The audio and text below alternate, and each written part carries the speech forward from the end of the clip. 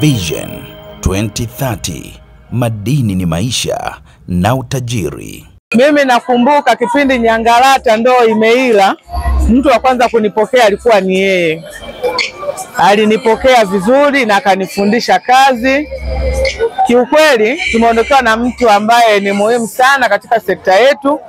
Mzee Ngereja amegusa kila maeneo.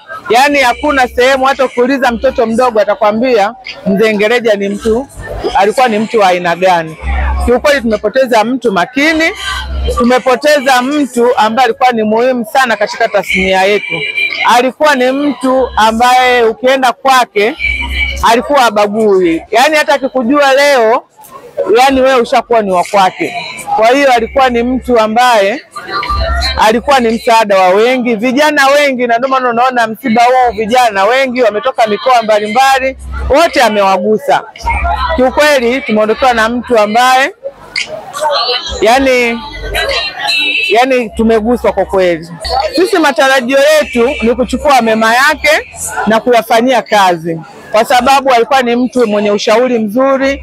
Tutauenzi ushauri wake, tutaufanyia kazi. Pia tutafanya upendo, yani tutaonesha upendo ule aliokuwa anatuonesha, ili na sisi tuwe chachu kwa wengine, tuweze kuwashika wengine pia.